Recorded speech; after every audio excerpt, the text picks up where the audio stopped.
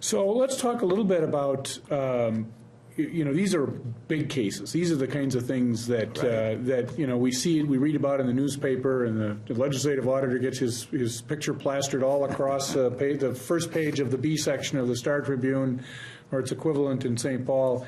But my guess is you also are working on things that are maybe important to participants but aren't perhaps as well known. Can you give us some examples of maybe some interesting work that you've seen in those areas that maybe the public hasn't heard much about? Oh, sure.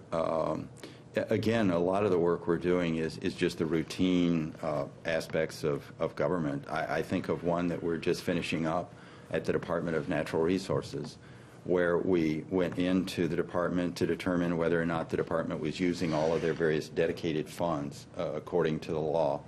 One of the really complicated things about government, which sometimes people don't fully appreciate or understand, that makes it sometimes, I think, more complicated than the private sector.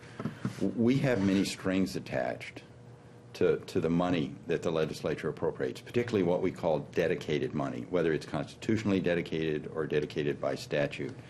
And so there sometimes will be, out of, let's say, the Game and Fish Fund, a lot of specifics on how that money can and cannot be used. So we might go in and just did, in fact, go in and do kind of a regular audit just to make sure that money is being used according to the law. We did the same sort of audit recently with general obligation bonds. Again, a lot of strings attached, both constitutional, statutory, bond council opinions.